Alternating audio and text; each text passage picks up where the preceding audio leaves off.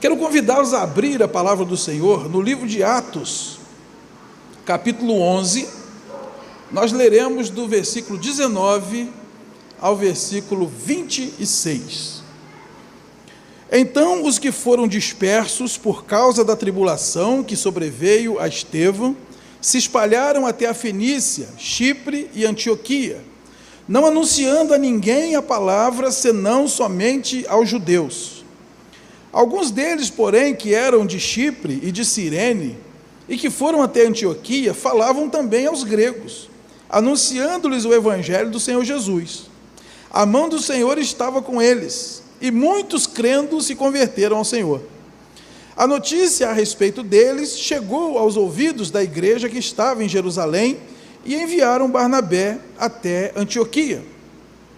Tendo ele chegado e vendo a graça de Deus, alegrou-se e exortava a todos aqui, com firmeza de coração, permanecessem no Senhor. Porque era homem bom, cheio do Espírito Santo e de fé, e muita gente se uniu ao Senhor. E partiu Barnabé para Tarso, à procura de Saulo. Tendo-o encontrado, levou-o para Antioquia, e por todo um ano se reuniram naquela igreja, e ensinaram numerosa multidão. Em Antioquia foram os discípulos pela primeira vez chamados cristãos. Feche seus olhos mais uma vez, curva a sua cabeça, pense em Deus. Vamos orar? Senhor, nós abrimos agora o teu livro, nós nos curvamos perante a verdade da tua palavra e pedimos instrução do alto para que possamos compartilhá-la na sua pureza e integridade. Nós repreendemos toda ação do inimigo, seja no pregador, seja nos ouvintes, seja nesse ambiente, e que tudo que o Senhor preparou para nós nessa noite, chegue e nos abençoe de tal maneira que mude as nossas vidas e mexa nas nossas estruturas. Abençoa-nos, Deus, com o entendimento da Tua palavra. É o que nós te pedimos, em nome de Jesus. Amém. O significado de ser um cristão. É sobre isso que eu quero conversar com a igreja nessa noite. O significado de ser um cristão. Hoje em dia, os seguidores de Jesus são chamados por muitos nomes. São chamados de crentes, de evangélicos, de protestantes, de reformados, de gospel. Alguns chamam pejorativamente de os bíblias, os aleluia, os quebra-santo. Em Antioquia da Síria, pela primeira vez, os discípulos de Jesus foram chamados de cristãos. Apesar de muitos estudiosos dizerem que esse nome, ele foi também pejorativo no princípio, eu gosto de pensar que o que levou aqueles irmãos a serem chamados de cristãos foi a sua identificação com Cristo. Foi a maneira como eles viviam naquela igreja. Isso fez com que as pessoas enxergassem a Cristo na vida deles. E nessa noite eu quero conversar com os irmãos sobre algumas marcas, algumas características, alguns sinais que a gente enxerga na igreja de Antioquia, naqueles crentes, e que fez com que as pessoas daquela época os identificassem como sendo cristãos, ou seja, identificados com Jesus Cristo. A primeira coisa que nós vemos aqui sobre a igreja de Antioquia é que ela era uma igreja inclusiva, assim como Cristo era.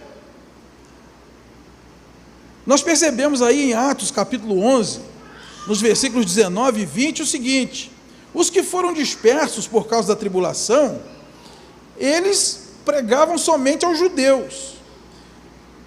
Alguns deles, porém, que eram de Chipre e de Cirene, que foram até Antioquia, falavam também aos gregos, anunciando-lhes o evangelho do Senhor Jesus Cristo. A igreja de Antioquia entendeu que o evangelho não era só para os judeus, era para os gentios também. Então ela incluiu os gentios na sua pregação. Então a igreja de Antioquia era uma igreja inclusiva. Hoje, quando nós falamos assim, irmãos, nós precisamos de uma igreja inclusiva, imediatamente as pessoas pensam o quê? Que nós vamos receber os pecadores, vamos tolerar todo tipo de pecado, vamos adotar aqui uma teologia liberal e vamos dizer para o pecador: venha como está, fique como está, porque Deus vê o coração e o resto não importa. Essa é a ideia que as pessoas têm hoje quando fala de inclusão. Mas, irmãos, nós não podemos fugir à verdade de que o evangelho é inclusivo. Jesus disse lá em Mateus 11, de 28 ao 30, vinde a mim, todos vós que estáis cansados, sobrecarregados, e eu vos aliviarei. Jesus quer incluir entre os adoradores pessoas na situação em que estiver. Só que Ele nos chama e, ato contínuo, Ele começa o processo de transformação. Os evangelhos mostram Jesus estendendo a mão para todas as pessoas, a ponto dele ser acusado de ser amigo de pecadores, lá em Mateus capítulo 11, versículo 19. Pelo que nós vemos no Novo Testamento, se Jesus viesse hoje, se esse fosse o tempo da plenitude para a vinda de Jesus a primeira vez, dificilmente ele frequentaria nossos templos, nossos cultos. Ele estaria provavelmente aí fora misturado com as pessoas que mais precisam. Ele dizia: os sãos não precisam de médico.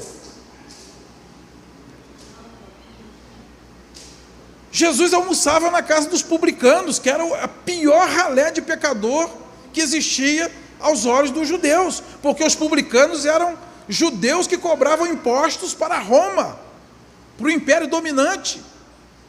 Eles tiravam dos seus próprios patrícios e entregavam aos escravizantes. Então eles eram odiados, e Jesus estende a mão aos publicanos. Ele salva Mateus. Mateus faz almoço na sua casa, chama outros publicanos, e Jesus ali prega o evangelho, e muitos publicanos se rendem ao evangelho. Jesus estende a mão para uma mulher flagrada em adultério. Jesus estende a mão para o leproso, que era um aleijado da sociedade. Jesus salva outro publicano, Zaqueu. Jesus era inclusivo. Na verdade, a única classe que Jesus excluiu foram os religiosos hipócritas. Com esse, Jesus não quis nenhum tipo de convivência.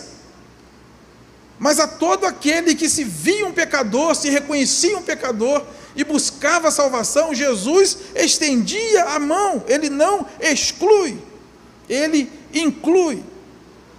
Então, o fato de a igreja de Antioquia incluir as pessoas, não ser aquela igreja que se interessava em cuidar somente dos de dentro, dos domésticos da fé, daqueles que lhe interessavam, mas estendiam a mão para outras pessoas, isso fez com que aqueles crentes fossem identificados com Jesus, porque é exatamente assim que Jesus faz. E essa é a primeira pergunta que soa a nós nessa noite. Nós somos identificados com Cristo nisso? Nós incluímos as pessoas como Cristo incluía? O pecador se sente bem em nosso meio? Quando ele vem ao culto, ele se sente acolhido, abraçado, amado? Ele se sente motivado a abandonar seus pecados? Nós somos capazes de nos aproximar dos bêbados, dos mal vestidos, dos mal cheirosos, dos que têm uma sexualidade diferente da nossa, o modo de vida diferente do nosso. Nós somos capazes de nos aproximar deles e incluí-los, de maneira que eles sejam tocados pelo amor de Deus, transformados pelo Espírito Santo, e possam daqui a pouco serem adoradores do Deus vivo como nós. Se nós queremos ser identificados com Cristo, nós precisamos ser inclusivos, nós precisamos trazer todas as pessoas para perto, levar o evangelho a todos, e não apenas para aqueles que são da nossa conveniência. Em segundo lugar, a igreja de Antioquia oferecia novas oportunidades, assim como Cristo.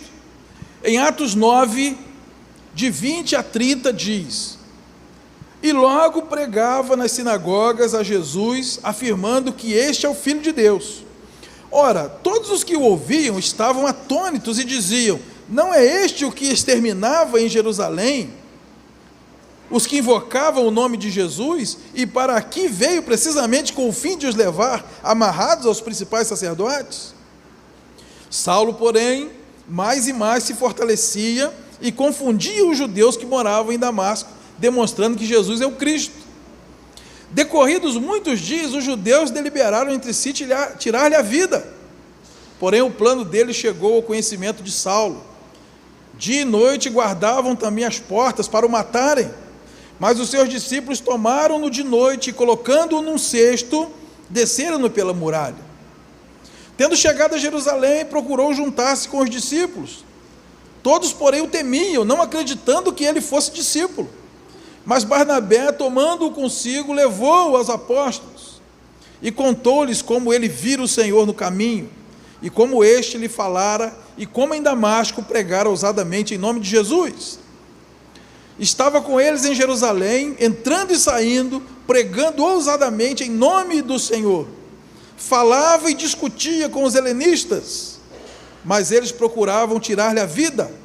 Tendo, porém, isto chegado ao conhecimento dos irmãos, levaram-no até Cesareia e dali o enviaram para Tarso. O novo convertido Saulo, com o mesmo ímpeto, com o mesmo afã que ele perseguia a igreja, ele começou a pregar o evangelho. Só que ele era o novo convertido. E nós sabemos que novo convertido não tem muita papa na língua, né? Então ele começou a arrumar problema. Pregou em Damasco, arrumou problema com os judeus tentaram matá-lo. Os irmãos desceram num cesto, conseguiram livrar o couro dele. Depois ele começou a pregar para os helenistas. Helenistas são os gregos convertidos ao judaísmo. Arrumou problema com os gregos. E os gregos tentaram matá-lo também. Então o que os irmãos fizeram? Compraram uma passagem só de ida para Tarso e mandaram Paulo embora. E eu digo para vocês, se não fosse a intervenção da igreja de Antioquia, por meio de Barnabé, esse versículo 30 do capítulo 9 de Atos, seria a última referência que nós teríamos sobre Saulo na Bíblia. Ele ficaria lá no anonimato, ele ficaria lá na geladeira, ficaria lá relegado ao esquecimento. Mas chegou a Antioquia Barnabé, que era um homem bom, está escrito aí no capítulo 11, versículo 24, era cheio do Espírito Santo e de fé, e ele partiu para Tarso à procura de Saulo. E quando nós chegamos no capítulo 13, versículo 1, nós vemos que entre os profetas e mestres da igreja de Antioquia, qual é o último nome que aparece aí? Saulo. Saulo foi restaurado no seu ministério pela igreja de Antioquia. A igreja de Antioquia era uma terra das oportunidades. E essa é uma coisa que eu falo e tenho orgulho de dizer dessa igreja. A nossa igreja é a terra das oportunidades. Todas as pessoas que chegaram aqui, que quiseram estudar, que quiseram trabalhar, que quiseram exercer ministério, que quiseram ter suas vidas transformadas, que quiseram atenção, que quiseram aprender a Bíblia, que quiseram amizade, que quiseram frequentar nossas casas, elas tiveram essa oportunidade. E muitos de nós tivemos mais de uma oportunidade.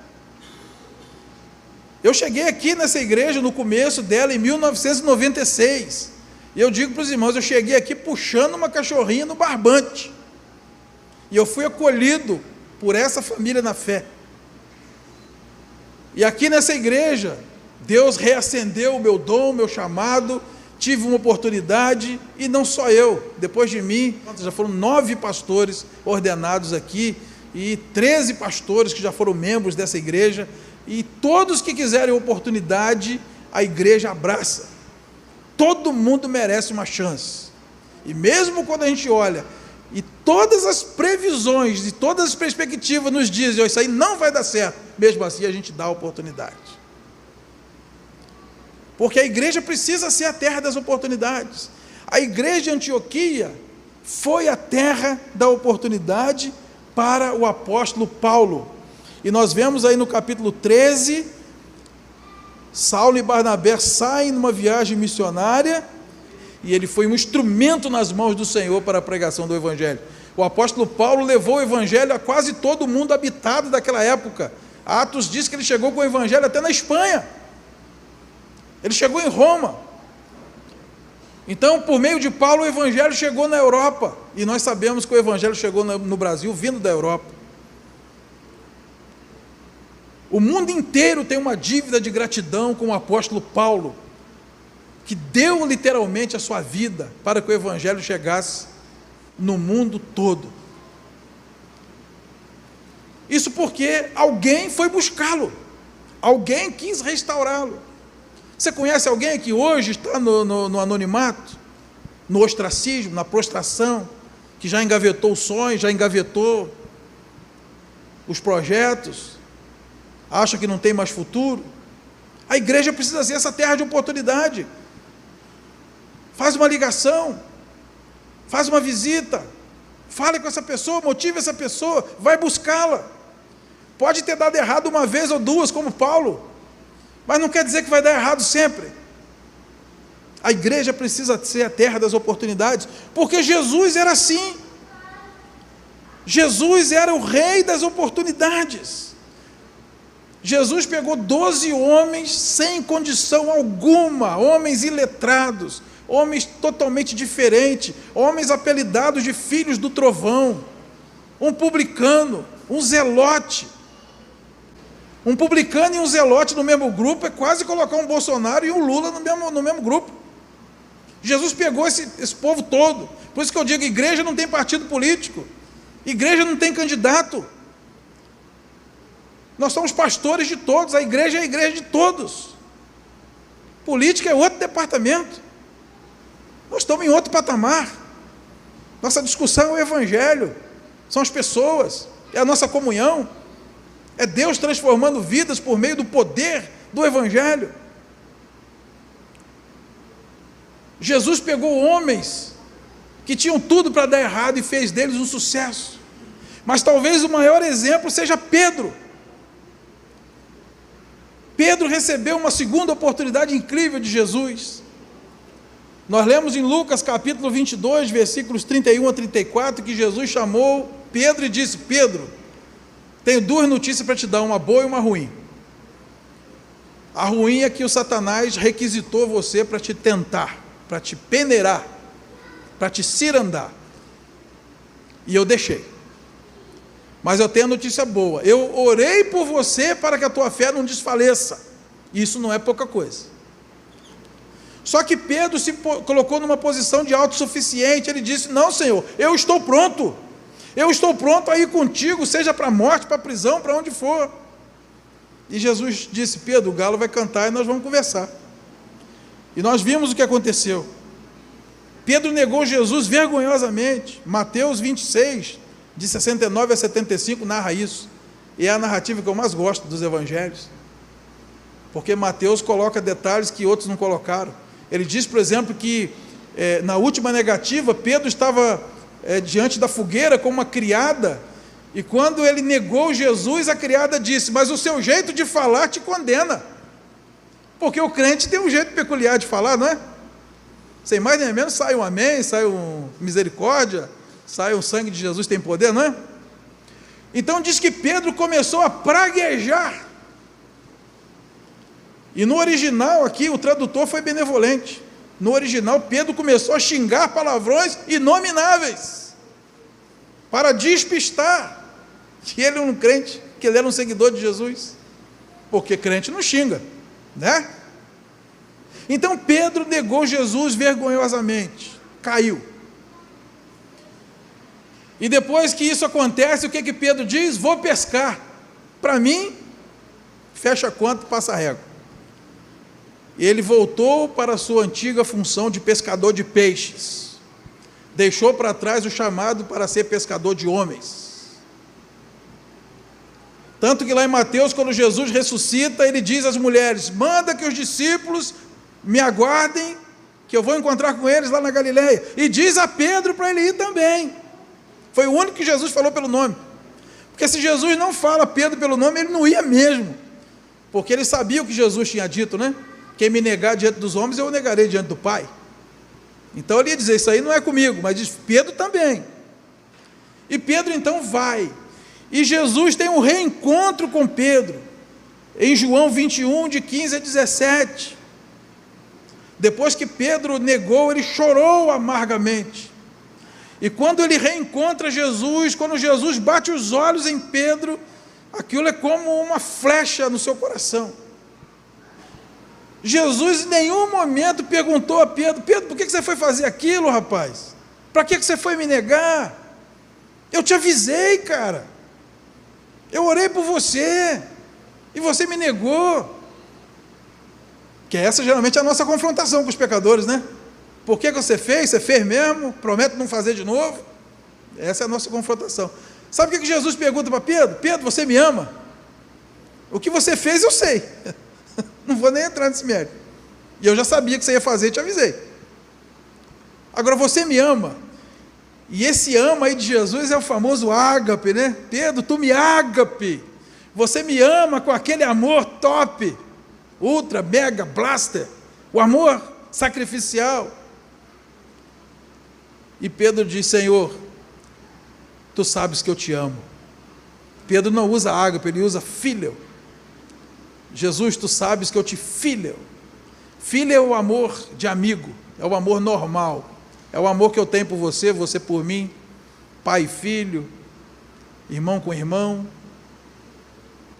Aí Jesus pergunta a segunda vez, Pedro, tu me ágape? Pedro diz, Senhor, tu sabes de todas as coisas, eu te filho. O que é que Pedro está dizendo? Senhor, eu não te amo tanto assim, eu não te amo tanto quanto eu achei que amasse. Aí na terceira pergunta, Jesus muda a palavra, Jesus diz, Pedro, então tu me filho. Jesus diz para Pedro, então você é meu amigo mesmo? E Pedro então desaba no choro, e diz, Senhor, tu sabes de todas as coisas, o Senhor sabe quem eu sou, o Senhor sabe o que eu fiz, mas teu amigo eu sou, isso o Senhor sabe. E não importasse qual foi a resposta de Pedro, o que Jesus disse para ele das 3 vezes? Apacenta as minhas ovelhas. Quando Pedro disse, estou pronto, Jesus diz, não está. O galo vai cantar e você vai ver. E quando Pedro diz, eu não estou pronto, eu não te amo tanto quanto deveria, eu não te amo tanto quanto o Senhor me ama, Jesus diz, você está pronto, pastoreie as minhas ovelhas. E, irmãos, essa restauração de Pedro foi tão fulminante, foi tão impactante, que o Pedro que nós vemos emergir em Atos, é outra pessoa. Aquele homem que negou diante da criada e xingou na beira da fogueira para não ser punido, agora diante das autoridades, ele diz, nós não podemos deixar de falar das coisas que vimos e ouvimos, antes importa obedecer a Deus que os homens. Esse Pedro foi preso com Tiago, e Tiago foi morto ao fio de espada, e Herodes disse, amanhã é você, e naquela noite Pedro dormia, quando o anjo chegou para libertá-lo. Alguém aqui dormia numa situação dessa? Mas o Pedro de Atos é um Pedro completamente diferente do Pedro que aparece nos evangelhos. Foi restaurado por Jesus.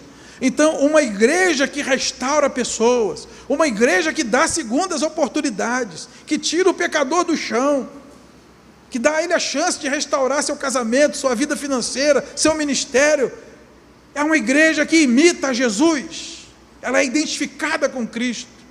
E se nós formos uma igreja assim, nós também seremos chamados de cristãos.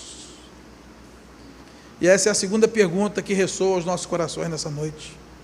Nós restauramos pessoas, nós vamos buscar pessoas esquecidas, caídas, prostradas, abandonadas, e as trazemos para serem bênçãos na igreja. Se nós fizermos isso, nós também seremos identificados como cristãos, porque era assim que Cristo fazia. E em terceiro lugar, eles tinham um relacionamento íntimo com o Senhor, assim como Cristo.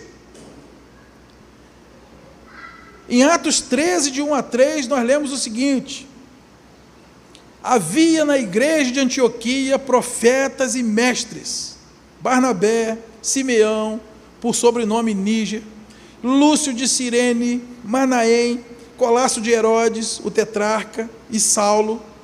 E servindo eles ao Senhor e jejuando, disse o Espírito Santo: separai-me agora Barnabé e Saulo para a obra que os tenho chamado.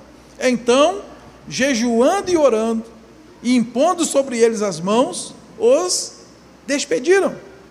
As coisas na igreja de Antioquia não aconteciam porque ali tinha um pastor super qualificado que fazia as coisas acontecerem. As coisas em Antioquia não aconteciam porque havia ali um grande número de membros que frequentavam as assembleias e votavam por decisões sábias. A igreja de Antioquia, ela se sobressaiu e foi a bênção que foi, a primeira igreja missionária, porque ali eles tinham uma comunhão estreita com Deus. Aqui no capítulo 11, versículo 26, nós lemos: tendo-o encontrado, levou-o para Antioquia, e por todo um ano se reuniram naquela igreja e ensinaram numerosa multidão.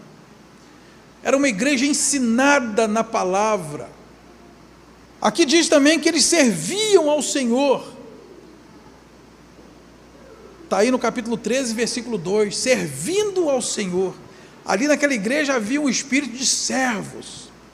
No grego tem duas palavras basicamente para servo. Uma é diácono e a outra é doulos. Diácono é servo.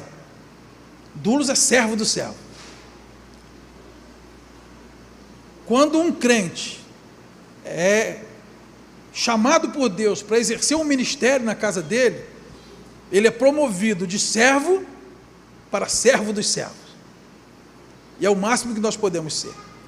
Porque diante de Deus nós somos todos irmãos. Então a igreja é lugar de servir.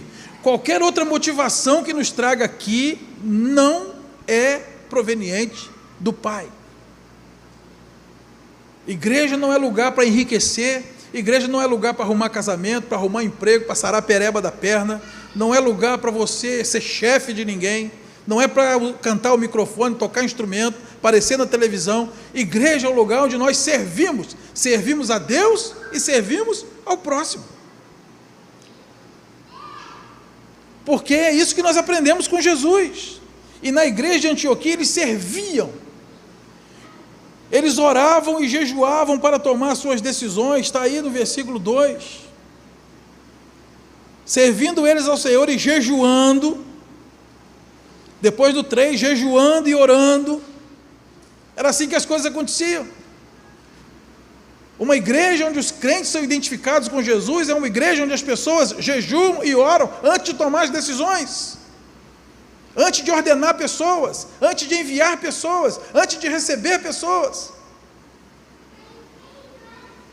Nós ouvimos a voz do Espírito Santo. A Bíblia diz que o Espírito Santo testifica com o nosso espírito.